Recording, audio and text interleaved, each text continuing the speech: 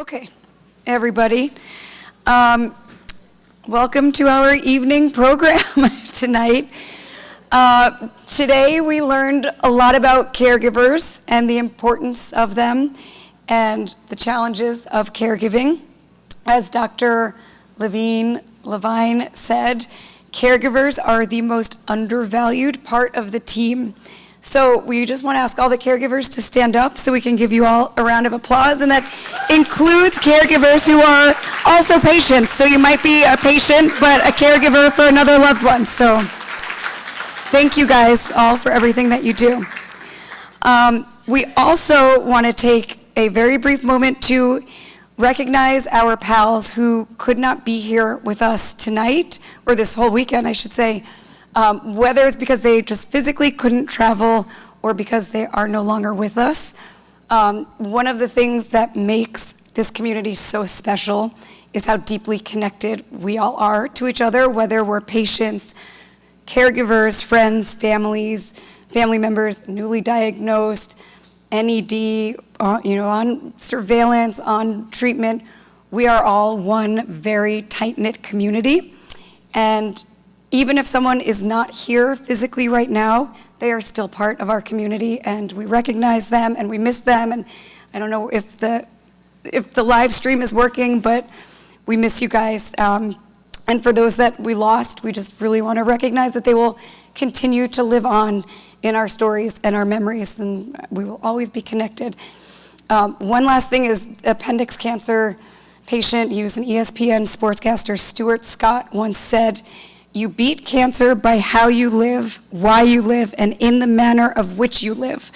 And to me, that really shows what this community embodies. We all live with purpose, compassion, connection with each other, and I just want to say thank you all for being here and for being such an incredible community.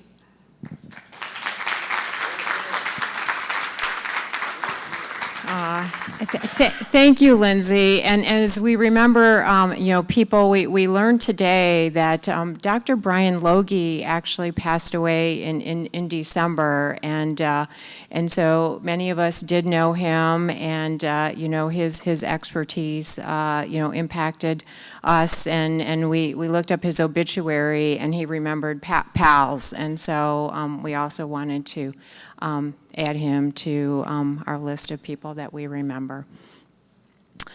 So what I'd like to do is, of course, welcome everybody again. I mean, my heart is full with this amazing day that we had here.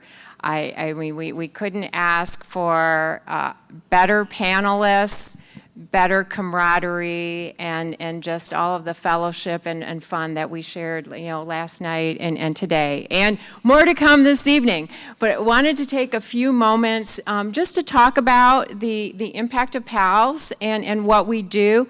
Many of you know us, but we've made quite a few new friends during this event. So we're happy you found us, and we want to make sure you stay connected and you know who we are.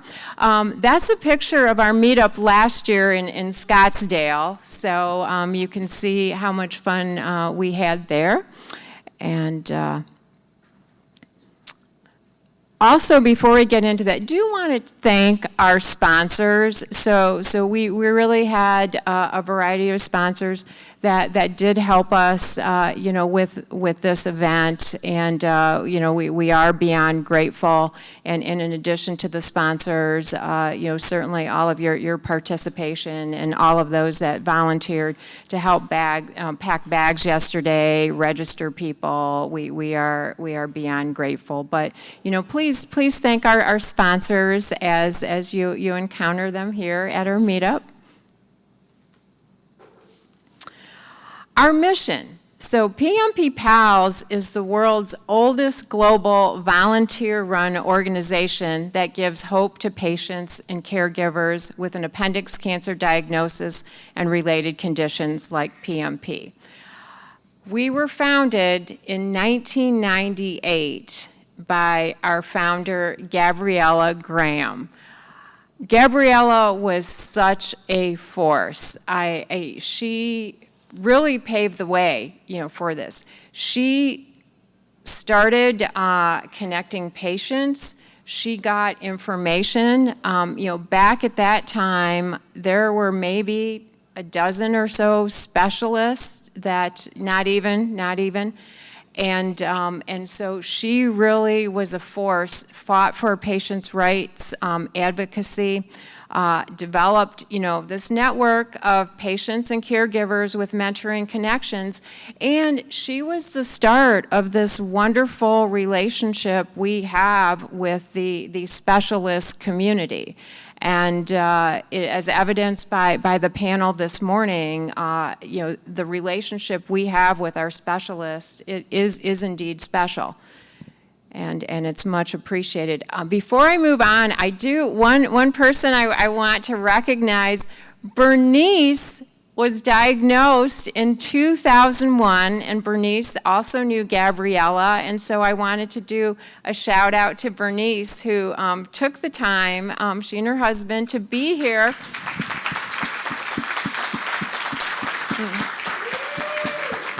And really be an inspiration. I mean, when you think about when she would have had her surgery, and look at her today. I think the only thing I would want to say to all of you is the main reason I came this weekend was to let you know there is hope. For you who are starting this journey for the first, very beginnings, there is hope. There are people out there who will help support you. And so, Gabrielle was a wonderful, amazing person, strong, thoughtful, kind. She was all of that. But so are you sitting in this room. And you must always remember you are a survivor. You are alive, and there's a life out there to live. Thank you, Bernice. Well said. So, thank you.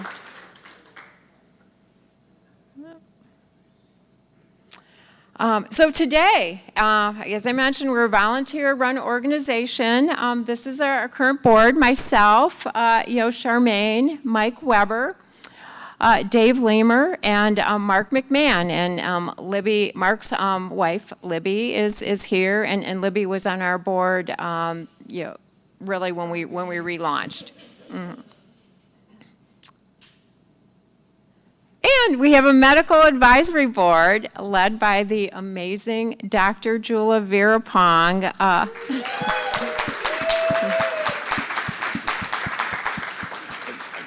Dr. Virapong has been a true supporter of PALS.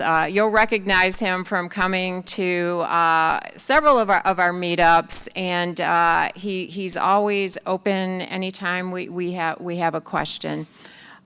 We have also Dr. Melanie Ongchin, Dr. Rebecca Beatrick, Dr. Harvshep Mogul, and Dr. Deneve is also on our advisory board.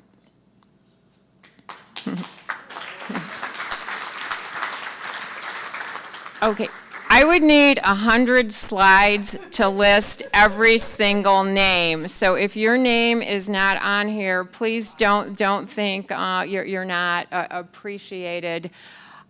It takes a lot, and so many of us, this is a labor of love. This is sweat equity. We do this because we are so passionate about helping others that are in our shoes, and we are carrying on Gabriella's legacy. And so you can read the list. I won't read it to you, but and hopefully I caught everybody this morning that all of these people, day in and day out, are doing the mission of PALS. We're talking to patients. We get calls all hours of the day. We have our Hope Zoom calls. There's separate sessions. I already called out Jamie and Connie this morning, who are such thrivers and so committed. So please thank our volunteers. We love you. We appreciate you, and we couldn't do it without you. And wherever people are in their journey, there's a volunteer spot for anybody that would like to volunteer. Okay, our programs and services, and many of our PALS veterans know our programs and services, but our new friends might not realize. So our Hope Zoom. We have twice weekly Hope Zoom calls. They are held every Wednesdays at 6 p.m. Eastern and every Saturday at 11 a.m. Eastern. And these are truly come as you are. We go around the room, we check in with people. If people have questions, we answer them. We learn so much from each other. We share our experiences. And it's really uncanny that many of the calls tend to have a theme, not on purpose, but one person will say something and that will have been on someone else's mind, and so all are welcome. Patients and caregivers are on the calls, and that's our group support. Okay, our BEAR program. This was a program that was in place when Gabriella started. So there was a patient whose sister was so grateful for the support that she started sending these bears, something cheerful that we send to people when they're going through a tough time. And I won't say we have radar, but we do. Our bears and our cards seem to show up at just the right time. As we know, we have our ups and downs, and I think there are a lot of you in this room, correct me if I'm wrong, but it's a nice surprise to get a bunch of cards from PALS literally around the world, and bears, after your surgery, after your treatment, or when you're going through a tough time. We have an army of volunteers that are card writers that take so much joy in offering messages of hope to others. And so we're really, really proud of that program. Barad blankets, I mentioned that this morning. So this is something Lindsay, when Lindsay had her surgery, you know how we're just cold and needing a blanket. So her father Jim, gets us these blankets, and you all got one. If you did not get one, Jim wants to know. And they're just something tangible that is useful that we can use, and it just reminds me of reminds all of us of the love and support of PALS. Also, physician outreach and patient outreach. We try to connect with the medical community so that the community knows who we are, and their patients can be told about the support that we bring. And as we learned on the panel this morning, it's a continuum, and we all play a role.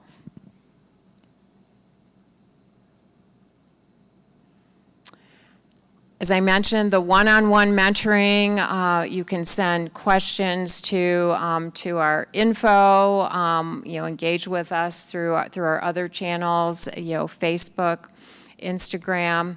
And we have our medical directory there, lots of other information, and hopefully many of you engage with us that way. I also wanted to point out the many collaborations we have, and so as a patient community, we have perspective. We have a voice, and so some of the things. And it was mentioned on the panel. So Dr. Taraga at Yale had, it's a peritoneal surface malignancy consortium of developing best practice, and we provided some input into that. We also participated in a decisive survey on whether or not to have HIPEC.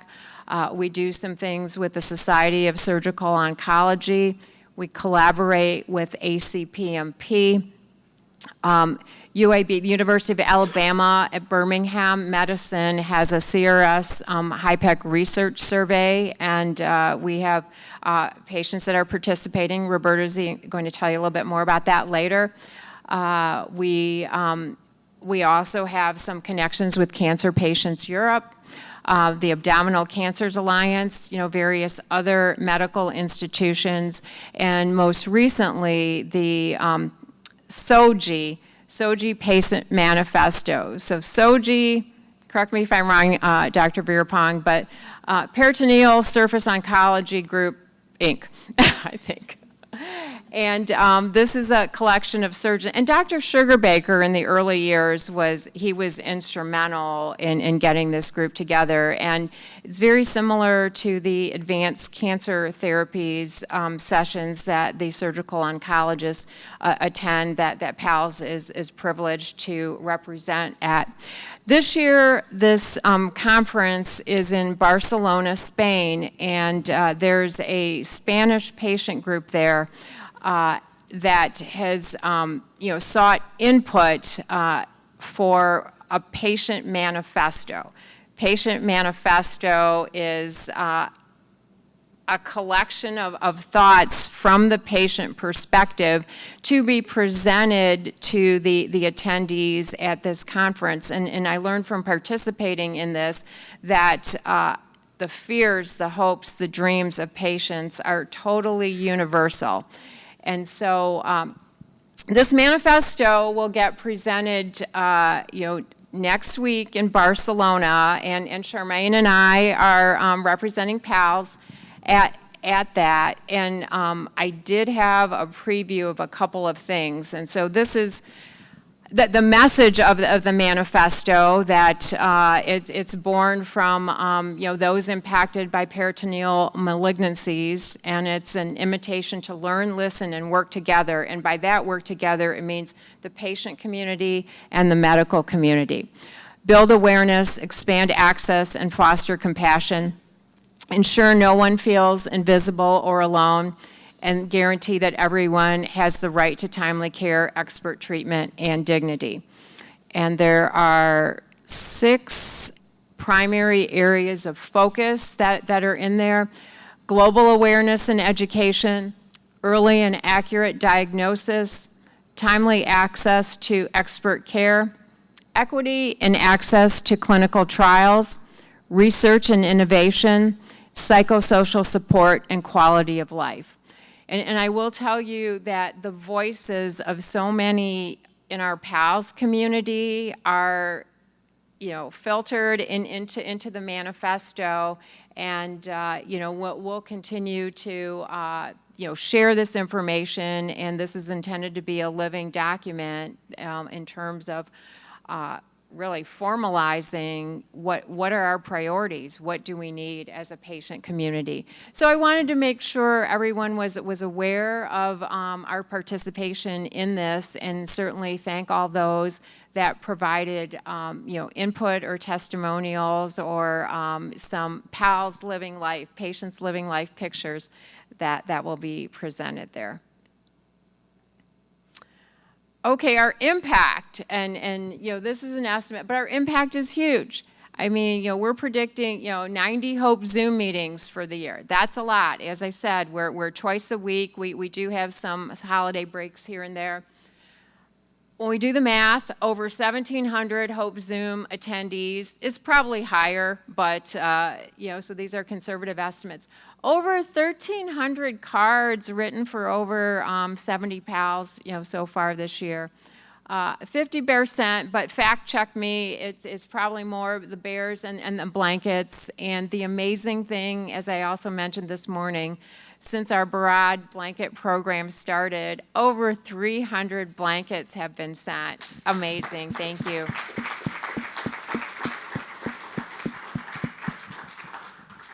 And then through our group calls on Hope Zoom, through our one-on-one mentoring, we've made at least 6,000 mentor encounters, connections. So it takes a lot of determination and commitment to do that, but we do. We do it because we want to share our experiences and make sure no one feels alone. Support, as I mentioned, we are totally volunteer driven. We don't get funding or grants or anything like that, and maybe people don't realize how much sweat equity we put into this, but we do. And so certainly contributions. We'll have our year-end annual appeal coming up at the end of the year, but just a reminder that any contributions that anyone can make, support us, support the programs, support the patient community, and allow us to do all of the great things that we are doing. And again, here are some ideas of how you can help in terms of having your individual fundraisers, Facebook and Instagram fundraisers, legacy gifts, recurring donor, online ambassadors. As I mentioned this morning, Ariel's our athlete ambassador, which we appreciate. Sponsorship, participating in our annual appeal, and volunteer. I mean, so certainly we need resources, we need time, and the need is great. The need really is great, and we can serve and help more people with the more resources we have. And so, again, this is our last slide, just our invitation to you to participate in our programs, stay in touch with us, and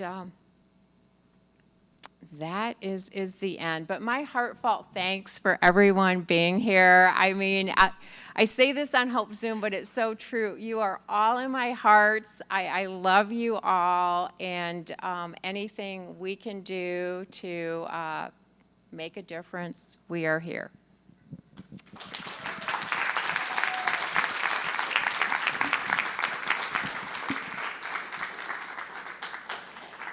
Thank you, Adele. Well, Adele showed us the impact that PALS has. It is really incredible.